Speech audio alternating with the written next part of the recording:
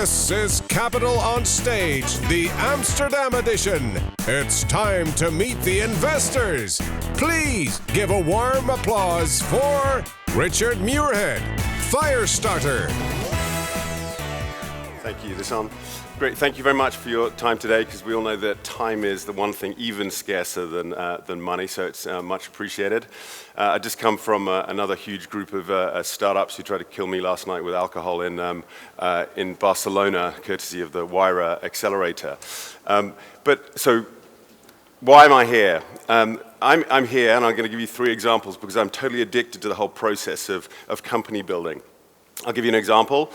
3 examples, actually. One is about food, the other one is about money, and the third one is about sex. Actually, the third one isn't about sex, it's about storage, but it's not so interesting. So, the first one about food, a couple of entrepreneurs came to us, and they had this crazy idea that it would be brilliant if you could just have an app, be on the way home from work, and order the meal that you wanted that night and get it delivered in an hour slot, and that meal would be super good for you, and that it wouldn't burn too much of a hole in your pocket. And you know, for us, that's a brilliant idea, and it's one that I think is the kind of starting point for totally rebuilding the food supply chain.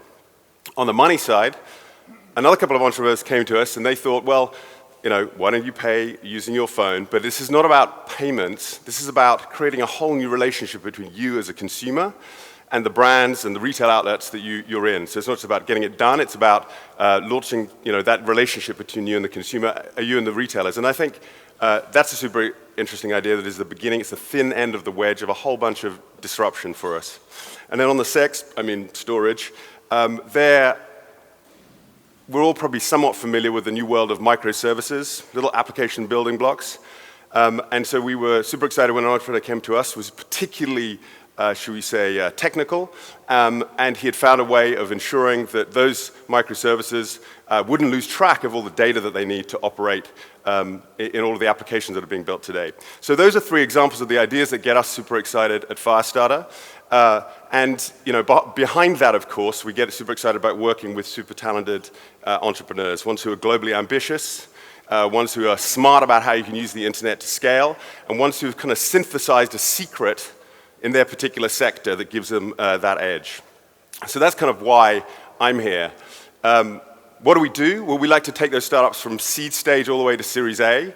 That we view as our kind of like success. It's only one stage in the relay. We hand over the baton, but that's what we do. So about 500K would be the maximum sort of check size we would write, but between 100 and 500. And then we open up our Rolodexes like crazy and try to get people along that path as successful as possible. But we don't force people to do that. We don't take board seats. We're very respectful of the delicate organism that is a startup. So who are we that we're doing this? Well, I'll start with the other guys first. We've got a guy who used to run M&A for Google called Anil Hanji. He was doing that for 5 years. We've got a guy who did the Skype acquisition at eBay. And we've got a guy who's got a long history in fintech. So all sort of entrepreneurs and operators who've come together. What's my background? I've done 6 different startups over the last 20 years. Actually, 20 years ago, I was doing a little bit of work here in Amsterdam with Heineken, which was fun. But after that, it got a little bit more sort of software and internet oriented. And then I've had 2 IPOs, a range of trade sales. And my original background is being an engineer where I know just enough to be sort of slightly dangerous. So that's who we are. And when? Well, the answer to the question of when, well, it's interesting. The next investment we're looking at is an investment in a developer platform for time, which sounds pretty ambitious. We like that, but we don't need that to be up and running for me to know that I really love entrepreneurs with a fierce sense of urgency. So I'm really looking forward to talking to you now, today, about your projects. Thank you very much.